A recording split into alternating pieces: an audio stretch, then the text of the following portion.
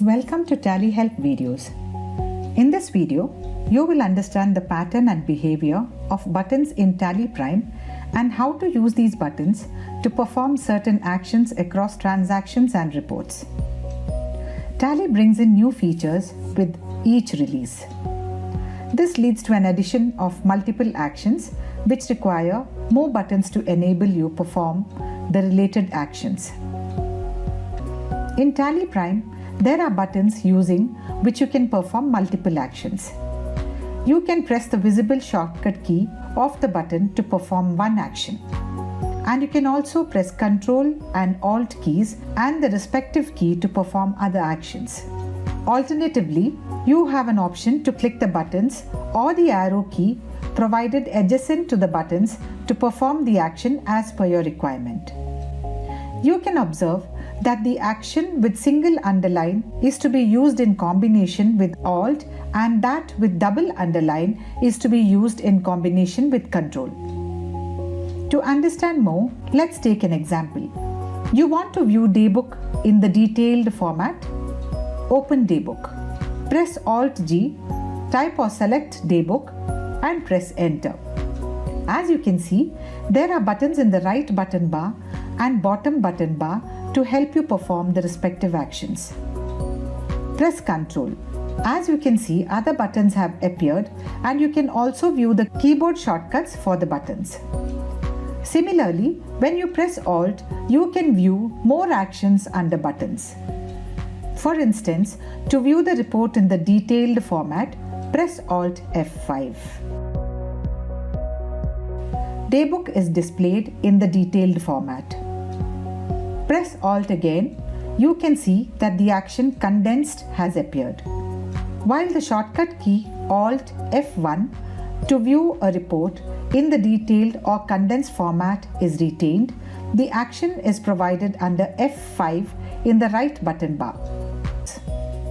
Let's take another example to understand button behavior in TallyPrime.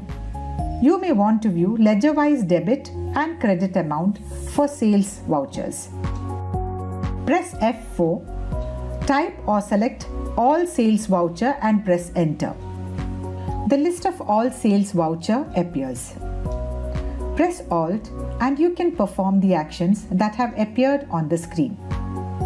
You can see the action extract against F8. So, press Alt F8 to view the debit amount and credit amount for ledgers. Alternatively, you can also click the arrow key adjacent to F8 and then click Extract. Let's take another example of surrendering license in TallyPrime. Press F1, Settings, License, Manage License and then press Enter. The license information screen appears. You can see that the F7 button is inactive. Click the arrow key adjacent to the button and you can view the surrender option. As you can see, even the visibly inactive buttons have actions. These actions can be performed using the arrow key or combination of the key with Ctrl or Alt as applicable. Press Ctrl F7. You can then proceed and surrender the license. Some other examples of the actions grouped under a button are basis of valuation and go down type in the stock summary report clubbed under the F8 key. If you press Ctrl F8 in stock summary, you will be able to use the go down type option.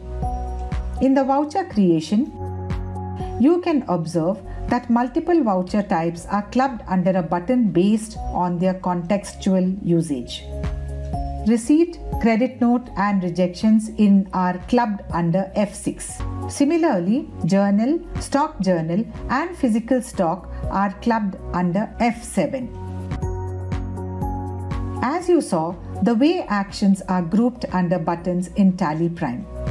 While the grouping of buttons enable a clutter-free experience, it brings consistency to the behavior of buttons across transactions and reports, which helps you learn fast.